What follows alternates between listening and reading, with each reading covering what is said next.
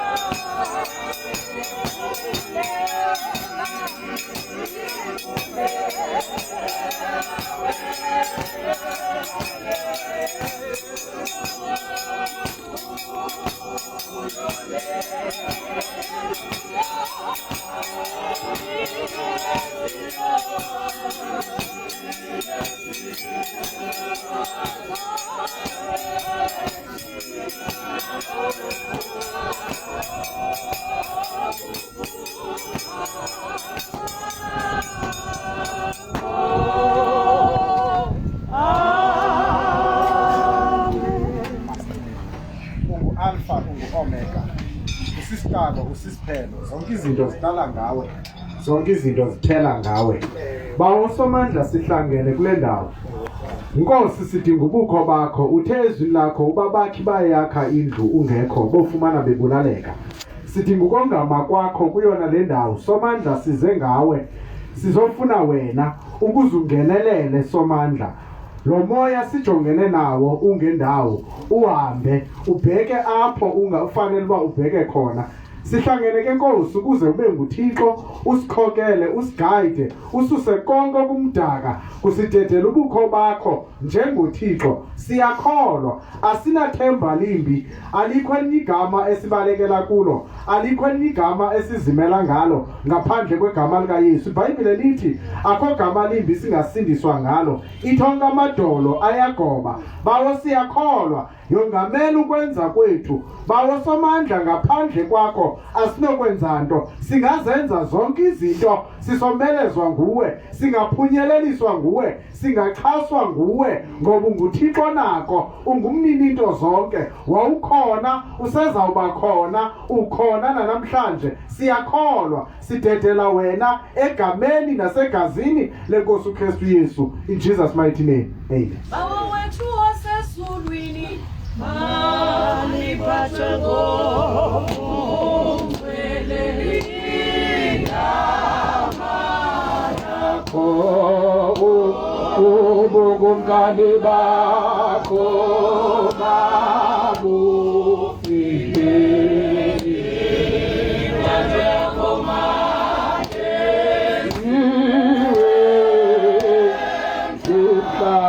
zihlamendizi inkuba isenziwa ezulwini.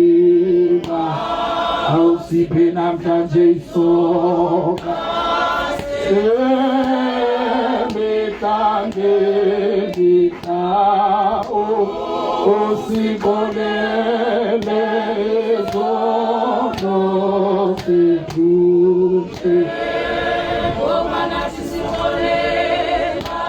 Abo basona yothina ungasingenise kuye bilisi isindisi ngotaka bilengo okuba kukumkade bakona namandla engawakhono obungcwalisabo bakho kuthi kube khona phakathi amele Somande koge unsela oye onyana akoge umoya oyinjenze ngoba bekujala sekuqalekeko zara lokunje goyako kubatalo kutre kube kunapa bagate amen. Sifumaneke isifundo sethu sokuqala sihleli phansi, incwadi yeGenesis, incwadi yendalo. Incwadi yeGenesis sahluko sama-21. Sawuthabatha-ke ukufunda kumqolo wethoba, siyome evesini yeshumi linesithupha, umqolo weshumi linesithandathu. Genesis chapter 21, we commence reading from verse 9 to cease at verse 17. Ndicele-ke asondele ngaphambili umuntu omsha olungiselela ukuba asifundele isifundo leso.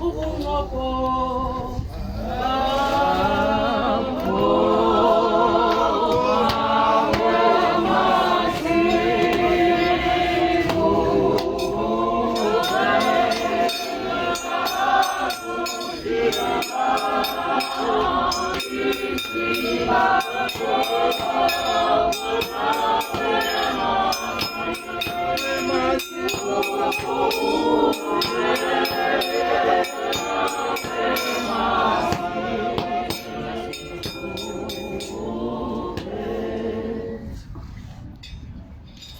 ilizwi lethu libhaliwe kwincwadi Genesis chapter 21 soqala phaa kuverse 9. Isihlokondaba sithi ukugxothwa kukaHagari noIshmayeli. USara wambona unyana kaHagari umyikwithakazi awamzalela uAbraham ehlekisa. Wathi kuAbraham, umgxothe umkhonzazana nonyana wakhe, uba unyana walo mkhonzazana akayi kulidla ilifa ndawonye nonyana wam uIsaka. Lalibi kunene elo lizwi emehlweni kaAbraham ngenxa yonyana wakhe. Wathi uThixo kuAbraham, malingabi libi emehlweni akho ngenxa yenkwenkwe nangenxa yomkhonzazana wakho. Entweni yonke ayithethileyo uSara kuwe, phulaphula izwi lakhe, ngokuba iya kuba mvo isakhe imbewu kuwe. Kananjalo unyana womkhonzazana ndiyakumenza uhlanga ngokuba eyimbewu yakho. Wavuka kusasa uAbraham, wathabatha isonka netsuka yamanzi, wanika uHagari, ebeka emagxeni akhe nenkwenkwe. Wamndulula wemkakhe, wandwendwela entlango yaseBherishebha, aphela amanzi entsubeni. Wayiphosa inkwenkwe phantsi kwetyholo, waya wahlala phantsi malunga nayo umgama ongangotolo. Kuba wathi mandingakuboni ukufa kwenkwenkwe, wahlala phantsi malunga nayo ke. Waphakamisa izwi lakhe walila. Waliva uThixo ilizwi lenkwenkwe. Samemeza isithunywa sikaThixo kuHagari sisemazulwini sathi kuye, unantoni na, Hagari? Musa ukoyika, ngokuba uThixo ulivile ilizwi lenkwenkwe apho ikhoyo. Lilizwi lenkosi eli. Inkosi mayisikelele ukufunda kwezwi layo ngokunqamla phakathi. Amen. Thina imihla ngemihla silwe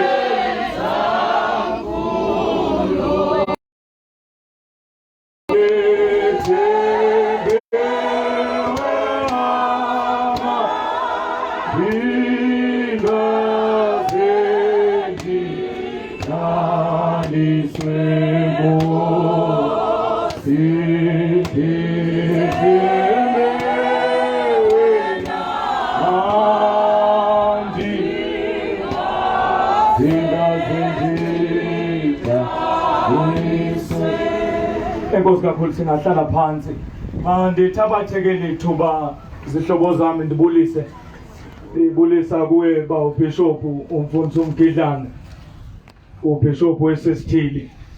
Ndibulisa ke kuPresident kunye neExecutive yakhe, ababingeleli bonke abakhona bamabandla ke ngamabandla, phofu ke bemva bangemva zalomzimba kaKristu. Ndibulisa ke otata madodana nonke botata bam, ndibulisa omama. Ngaphambi kwabo ke kuhleli omama abangomama befundisi. Ndinihloniphile bomama bam, ndibulise nabo bonke omama. Ndibulisa abantu abatsha, iGilders One Heart, One Way, One Heart, One Way, One Way, One Heart. Ndibulisa ke nezindwendwe zethu zonke ezikhona kusukela kootata bethu phaa ngasemva phantsi komthi esilokhu sihambe nabo kusukela emini. Ndibulisa nomzalwane wethu lapha osiphethele umboko. Ndinibulisa nonke bazalwane bam nodade egameni elihle lenkosi yethu uYesu Kristu. Amen. Uluvuyo kakhulu kuminam ukuba ngibe khona phakathi kwenu bawuvanga uma sisenza lolu hlelo nalomsebenzi wokukhalima umoya omdaka nokunqanda ukuhlukumezwa kwabantu abangomama. Kuluvuyo kakhulu, injabulo enkulu kimi. Imbonga uThixo nakaloku nje ngoba wathe ubeka umbono enhlizweni nasengqondweni kuwe, awahambela kude kodwa bawuvanga wavuma wasondela kwithole elivuthayo ukuzosabela ukuba kutheni na kwenzekani. Wawenza ke kunye ne-executive lomsebenzi wayimpumelelo kuze kuzoma lapha kwanga ukuthi kongakusikelela nanga lomsebenzi mhle kangaka sewenziwe. Bendijabuleke nami ndizibona kwiprogram yakho ndiyiqonda uba ayonto encane le, into enkulu ngoba into yesithili le, ayiyona into ye-society nje, into enkulu le.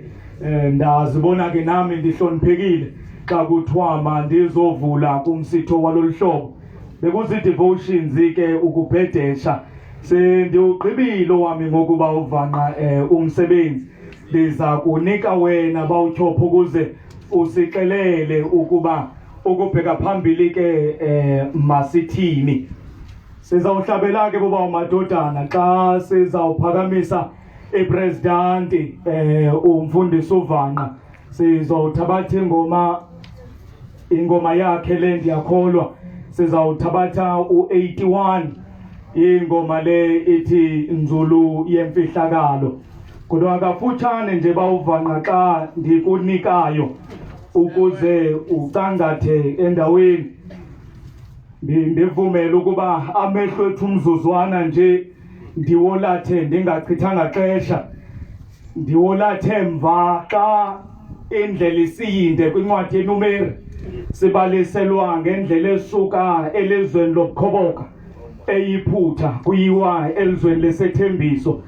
Kunemzuzu ke ekuthiwa kule ntaba ekuthiwa yintaba iSinayi, bathi ababhalayo xa uphezu kwalaa ntaba nokho iingcopho zemithi ngaphesheya eKanana yabe seyibonakala sekukufutshane phambili. Uthi obhalayo ke uMoses uthumela amadoda ukuba ahamba angene ayolibona ilizwe, ayolihlola, abone okokuba lihle na, ayobona into okokuba kukhona abantu abanjani na phakathi kweli lizwe. Buya kamadoda azomxelela okokuba lihle ilizwe. Thobhalayo abephethe nesidiliya esandleni sawo, sidiliya sibumngqino okokuba iziqhamo ezivela kwela lizwe zintle.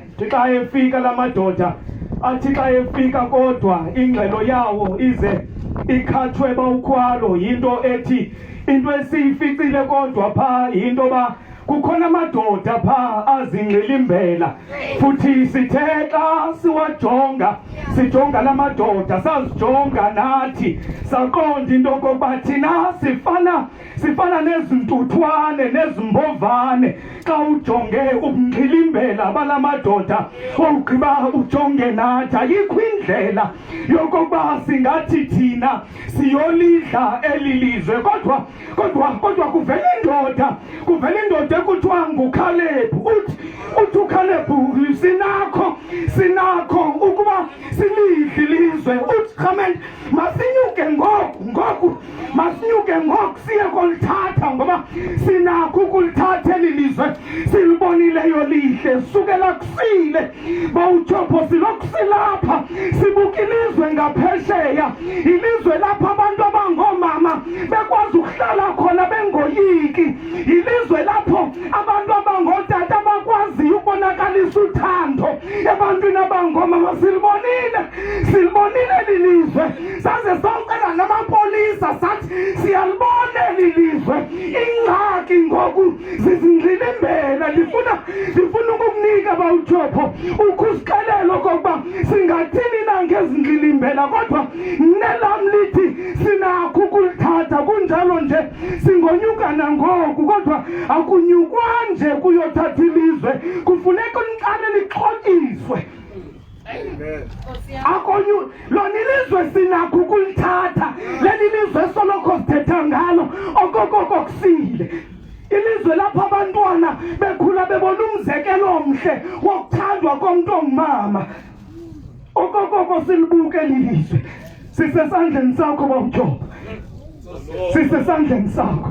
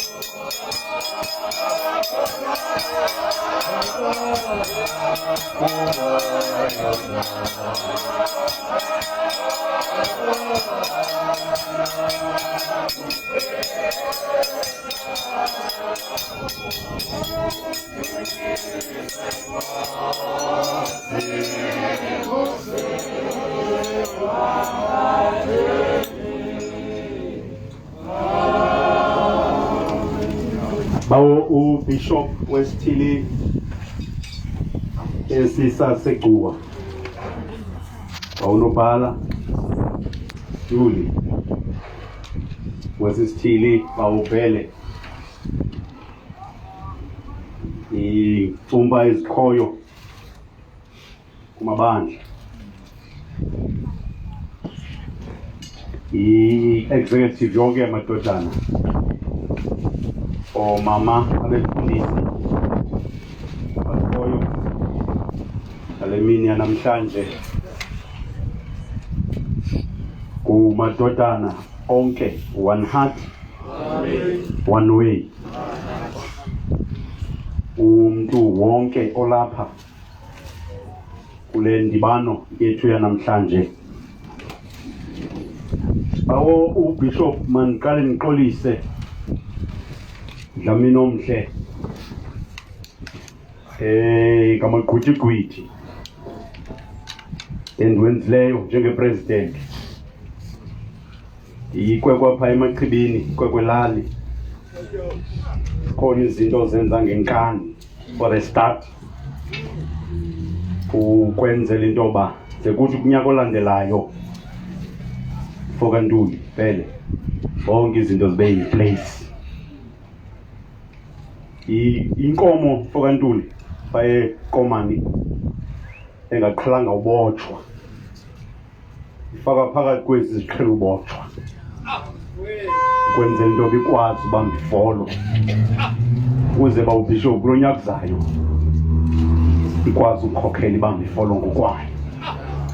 Iyehla ke uBishop ndiyazithoba oba kakade xa kusetyenzwa bakho amathuba othizana ngodaka.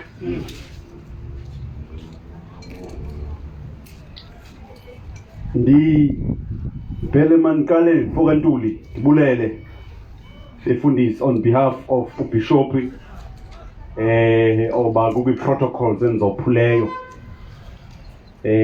ngaqobhoza Dlamini oba ndiyakwazi wena une soft spot kum Ndathi ke mandiqopoze bawubhele ukwenzela into yoba abone uba ndiyakwazi ucinga, ndiyakwazi utyhala ngesifuba kwenzeke.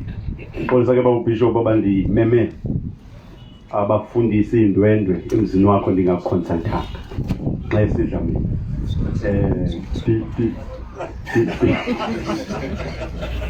Yenziswa ke le nto ukabhele into yoba ndiyamazi uyandithanda. Phaa kuye ndinjengoDavide kuThixo, ndiphaya entliziyweni yakhe. Noba uyandibetha ndiyamazi andibetha ndikhona qho awuva aphinda ndibeke phambili.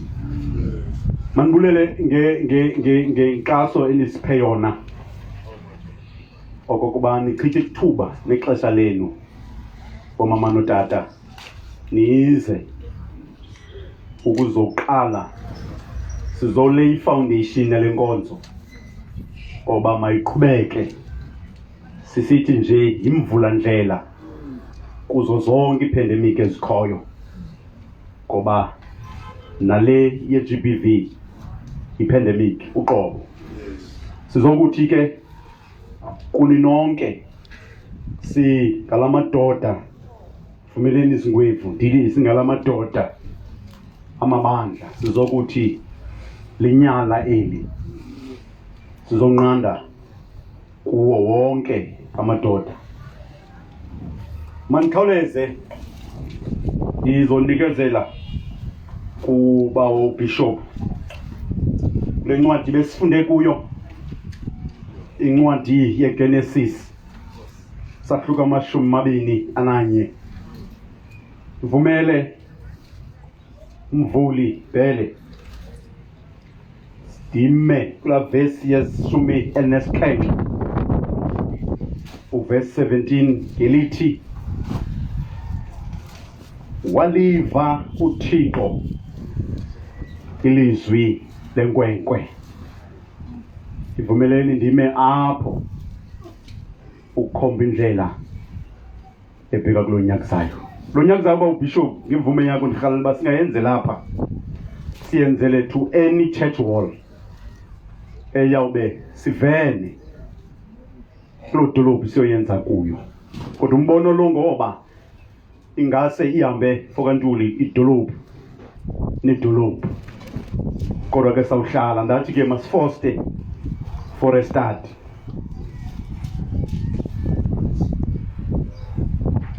Ndikhalela ke sibambe umgomo othi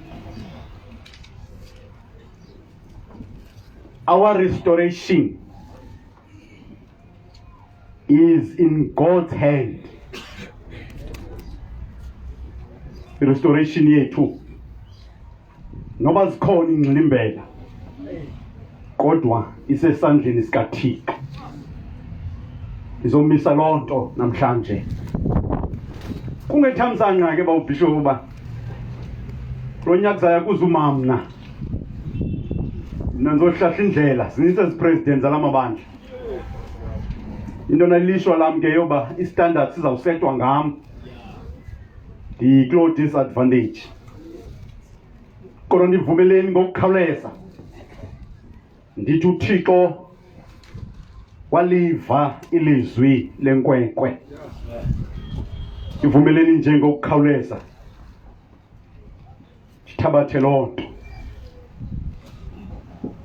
Thabathekele esisicatshulwa kuba sisaziwa. Khalela usokolisa ngento engaziwayo. Kodwa ndivumeleni kusasa nje okanye imini nje ndithi kuni masisukeni kwaAbraham siye eBhesheba. Ndikhalela lonto sizonikezela uba ubishop sisukeni kwaAbraham sibhekeni eBhesheba. Zintathu okanye zine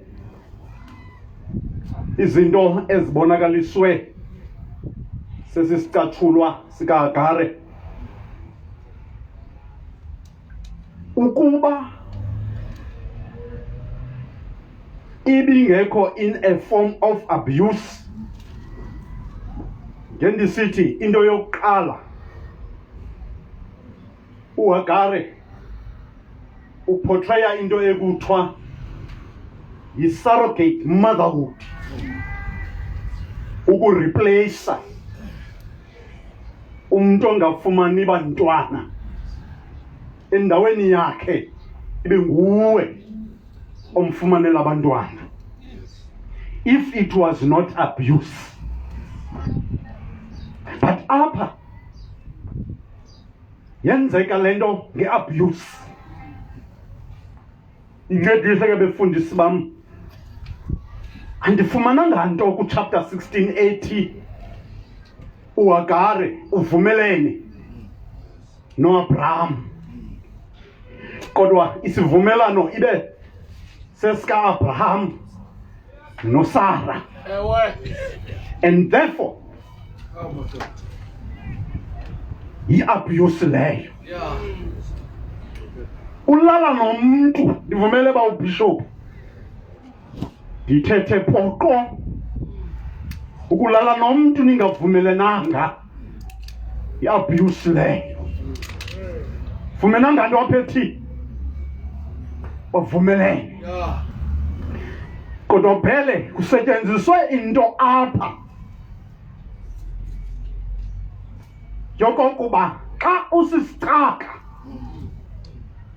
uyiproperty yemaster yakho, therefore i-rights zakho zi-deprived, zi-limited kakhulu. So uHagare abuswe sexually, wa-abuswa emotionally, emveni koba eboniwe, emveni koba uSarah icenge umyeni wakhe ntoba mngene umkhonzazana. Into yokuqala leyo ebonakaliswa yapha. Yesibini, njengoba sendiyibalule, i-abuse.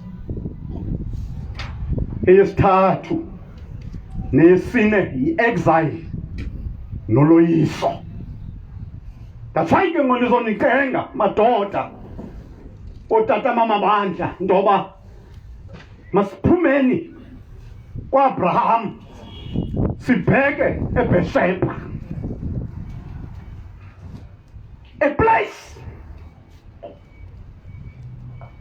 apho Abraham mfokantuli wavumelana nokumkani waAbimeleki, bahlala phansi bavumelana, yatsho kwathiwa yiBheersheba, a place of a well oath. Ngoba uAbraham noAbimeleki benza isivumelwano kule desert yaseBheersheba. uThixo waliva okanye waliva ilizwi lekwekwe, but ndifuna sihambe kunye, ndibethwa ke lixesha, ndifuna sihambe kunye into yokokuba xa uphuma kwaAbraham ubheka edesert, ndisifuna sivane ngaloo nto. Okwesibini, ngokuka chapter 16 uHagare akaqala ukuya edesert, kodwa uThixo wamjika wambuyisela kwaAbraham. uThixo emveni kobona uba uHagare uthwele uIshmayeli, uSarah uthi chapter 16 wamnukuneza okanye wamnikiva. Yes, uThixo okanye uAbraham usenzile isicelo then uSara akakwazi ukunyamezela iziphumo zesicelo sakhe. So xa embona oba uHagari ukhulelwe uthi uGenesis 16 wamnukuneza to a point yoba ahambe uHagari abheke entlango, kodwa uThixo wamrhawula wambuyisela apha kwaAbraham. Mandakela nto ke yokuqala kwezi zinto zam zintathu ndiye ndaziphawula, ndiye ndathi ke mandikhawulezise ngenxa yexesha. Into yokuqala endirhalela siyazi botata nomama into yoba our God is always with us. Ngilimbela onongilimbela kodwa our God is always with us. I-desert or no desert, kodwa uThixo usoloko enathi kwinqwaleko esikuso nembandezelo esikuso. Ndisamisa into ethi uThixo usoloko enathi kwimbandezelo esikuso. Kwa imbandezelo zethu ziyashiyana. Kukho abantu abangcwelekeke kwaAbraham. Eyona nto njoyithetha umvesithi umntu mntanam ungayithethi ngoba lo mntu kwenzele nto ngulo ubeka isonka phezu kwetafile. Kodwa ndisawuthi let's move kwaAbraham sibheke eBheersheba. Ngoba kaThixo lizweni lamandla, ngoba wethu uThixo usoloko enathi. Singabatata sizothi bomama sanuzinyathele ezi zinto, sanuzinyathele ezi zinto ngoba siyayazi into yokokuba abantu abangomama bahlukumezekile psychologically, verbally and physically and emotionally. Sizokuthi ke kulo mhlangano wanamhlanje xa ndikhawuleza ubishop masingatheni icwaka, masingatheni icwaka ngoba funeke siphumile kwaAbraham sibheke eBheersheba. Funeke siphumile kwaAbraham sibheke eBheersheba. Ndivumeleni ke ndithi eBheersheba is a place of restoration. Beersheba indawo ekwakuvunyelwene ngayo kwaAbraham nayo Abimeleki. Kodwa namhlanje ndivumeleni ndithi iBheersheba indawo ye-restoration. iBheersheba indawo ye-restoration. Uthi xa esondela kwaAbraham kuHagari emveni kwaba uHagari ewenze shushu umzi kaAbraham ngoba fakantuli bekusithwa ngeke salokwalusa takusaluswa benqunqa abantu abangomama besithi umfazi ongazelanga wabaleka imbokotho uSara khathazeke ethi uHagarapha wawenza shushu lo mzi. Kodwa namhlanje ndimvesithi esithi mkhothe umkhonzazana, mkhothe umkhonzazana wasuka ekubeni ornament eyenze ivalue uHagari, yasuka ebu-ornament bakhe wangumgqothwa. kusuka omama abadalwa babezi ornament belizwe basuka kweso status baba victims kodwa ndizokuthi kuni let's move to Beersheba, a place of restoration. Yosibini leyo endihalela uyithetha andiyazi ke ifundisa uba mna mncedisi kodwa ithi leli iBhayibhile yesiXhosa uHagari waliphosa itsho le yesiXhosa ithi waliphosa inkwenkwana kodwa yesingesithi yona wayibeka inkwenkwana uthi yena wayibeka lento ndiyeka uncedisa efundise wami uba wayiphosa okanye wayibeka inkwenkwana kodwa noba wenze eyiphi wenze loo nto kodwa siyavumelana intoba emveni ntloko wabhekela kuyo wathi mandingakuboni ukufa kwenkwenkwana wavumelana ngaloo nto esithi mandingakuboni ukufa kwenkwenkwana abantwana bakaThixo walila uHagari walila emveni koba kuphele amanzi ndizamile kamfundisi Ntuli ukhangela intoba eBeersheba ubukhonana umthombo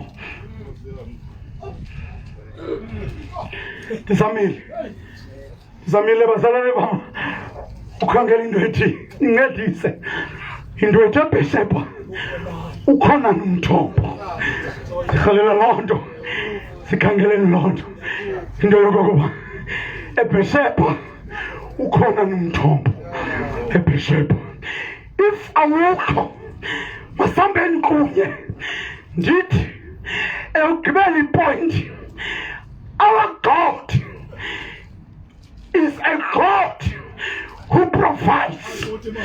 Uba siyambuye uba siyavumelana mfundisi Ntuli uba awukho umthombo apha eBeersheba okanye le ndawo uHagari wayekuyo ayinamthombo hambani nam ke ndithi owethu uThixo nguThixo oprovidayo owethu uThixo nguThixo oprovidayo into yenzayo bashop wami owethu uThixo akayisusi intlango kodwa owethu uThixo uyaprovida apha entlango owethu uThixo akayisusi intlango kodwa uyaprovida apha entlango sithandwe kumthandazo kaYohane 17 mna Thixo andithandazeli abo basuse kuzimpandezelo kodwa ndithandazela uba ubagcine kuzo impandezelo abantwana bakaThixo liselinamandla abantwana bakaThixo akaziyisusa uThixo impandezelo kodwa uzawusigcina kuzo impandezelo uba siyavumelana ubawona niboma uba le ndawo enoHagari yayingenawo wonke umthombo and therefore mandibe ndithi uThixo uyaprovide.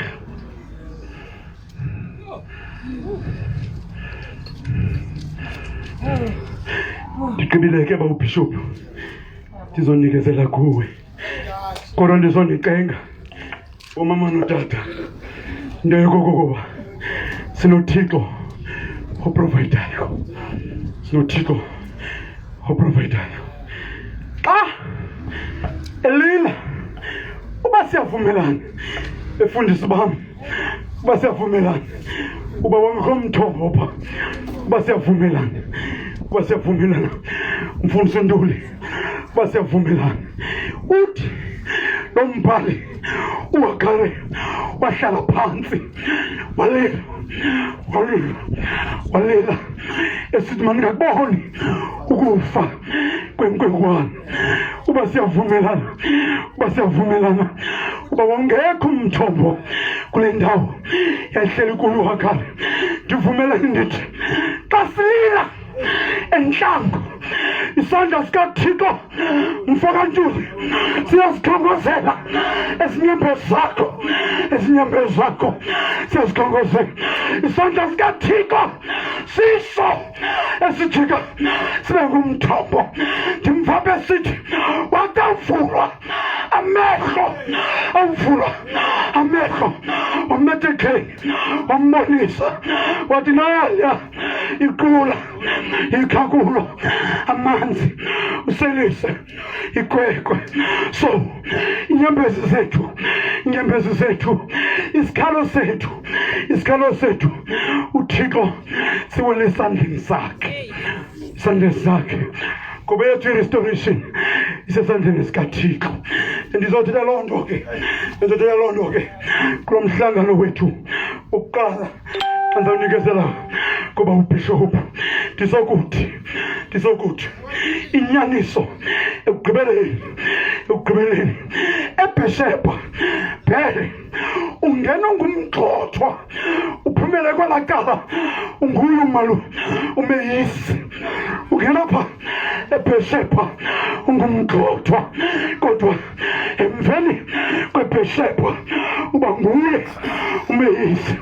Ndimvapha uThixo ethuthuzela uHagari esithi uyabona nabungumgxothwa uyabona naburejectiwe noba kuthiwa awuyonto kodwa mandiqinisekise le nto uyabona unyana wakho loo ndimpha amanzi ndawumenza isizwe.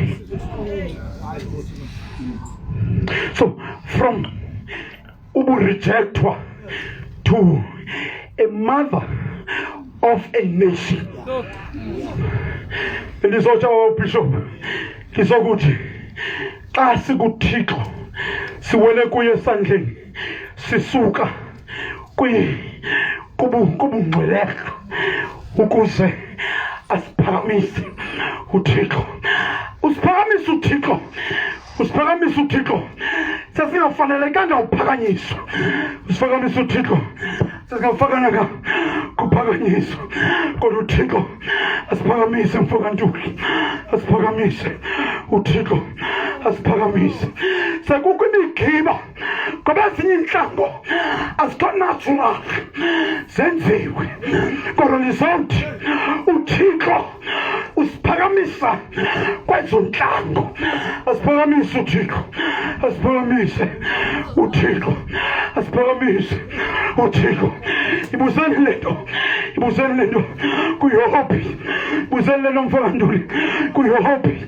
Uthi uYobi emveni kawulila ewukhala ixesha elide othi ulidilizile ngenxa zonke walincothula njengomthi kodwa ndimva xa iphakanyiswa nguThixo ebungcwelerheni esithi kamna ndiyazi oba umhlawuleli uhlele noba oba umsimba sawuhlafulwe wanje kodwa ndiyambona endiyakumona namehlo am ayakumkhangela ngenguye umbi ngoba imbandezelo ichitha i-identity.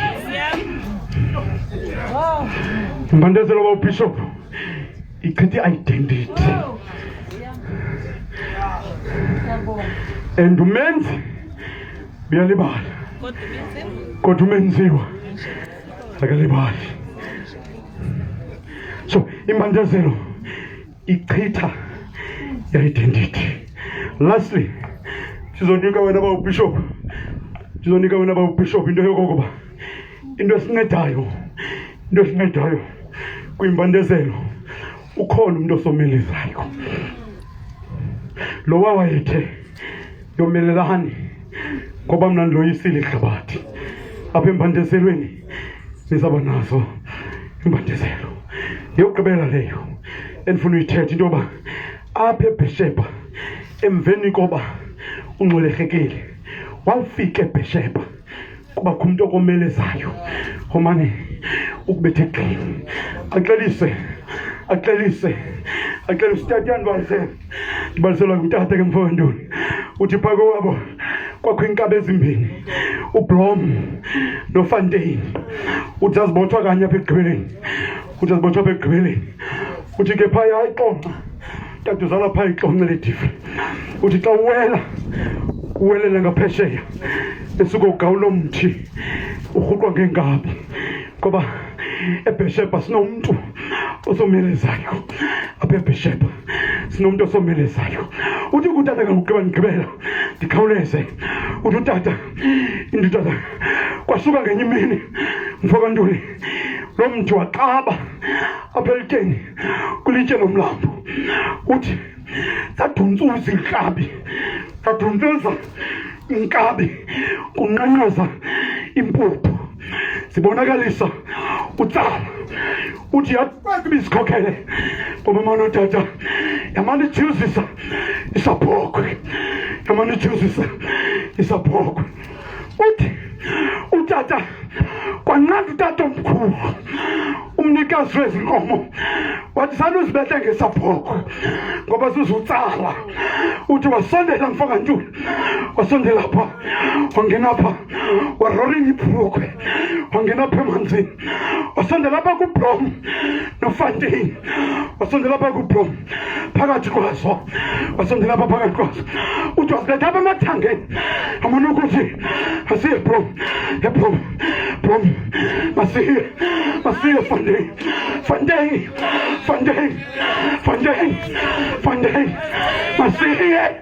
Fantain masiye Blom amane ukuthi sidule zikanethafa ezingamanqabaza amagabi angadliwa mntu adliwa zibhokhwe ngenxa yorhala uthi tata zanqanyaza mfokantuli impuphu zenkomo zatsala yamane ukuthi umgcina Fantain Blom masiye wenza loo nto uThixo phezu kwentaba yeKalvari wenza loo nto xa esithi umntu uzundikhumbule amane ubacenga esithi khona namhlanje yaba nawe paradise kababa Thixo makasigcine masambeni ke siyazi indoba sithi singotata bomama hayi ngohlukunyezo yona nto sizoyithetha leyo ukuthi ubungcwele erhabeni silibandla singamabandla siyibekele ingqalelo silibandla singamabandla egqibeleni zizothi ke ninganikezeli ngoba umpostile uPaulus sinozenza zonke izinto sikulowo somelezayo awaneleleke lamazwi anigcine ngokunangona phakathi amen masithandaze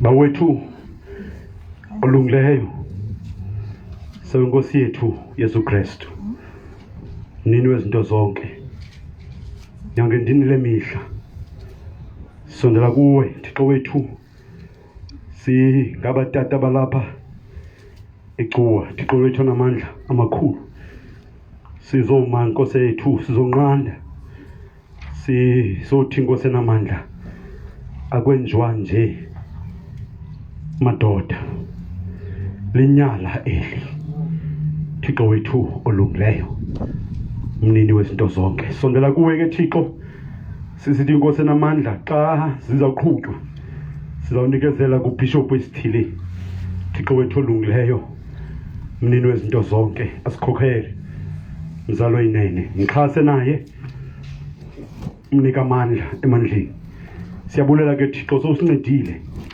siyabulela ke Thixo sosiphila amandla elolizwi malambe liyofika kwaSochangana malambe elolizwi lokuchumisa isazela Thixo wethu olungileyo esifileyo mzalo inene Thixo wethu namandla amakhulu sizothi noko kwanele madoda sincedise ke Thixo sosincedisile gcina ke Nkosi abatata nabamama ngoku nakona phakade amen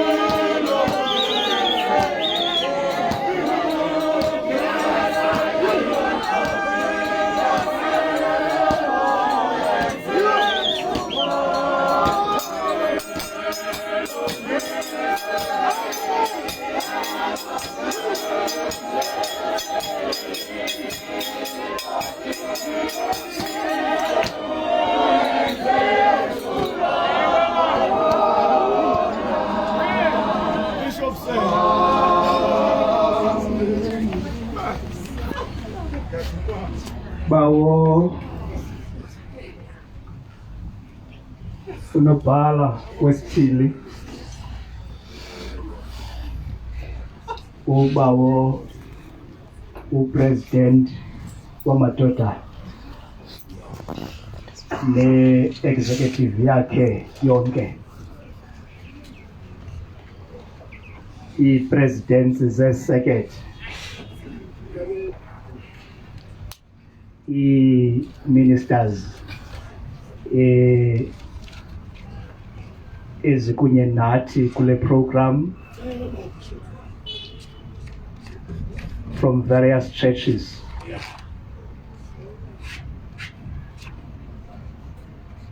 Umkhosi wamadodana,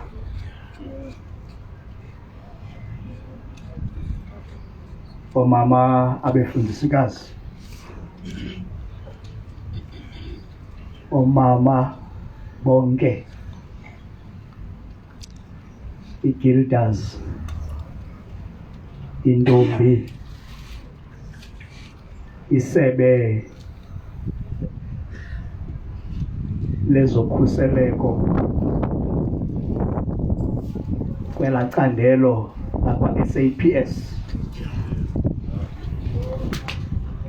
naye wonke umntu onoba akakhankanywanga apha molweni ngelikaKrestu igama. Bulele president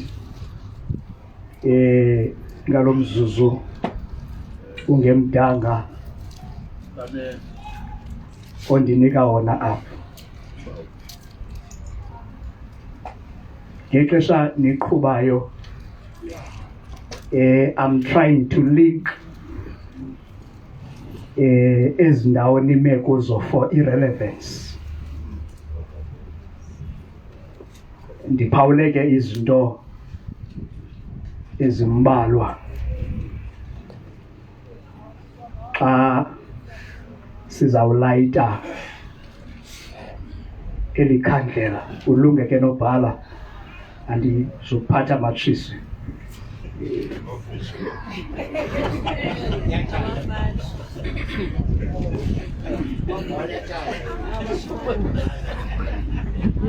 Ndathi ke ndinganishiyi ngasemva ndihambe kunayo.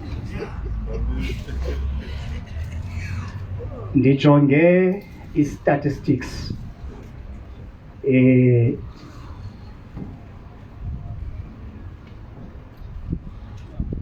sale violence,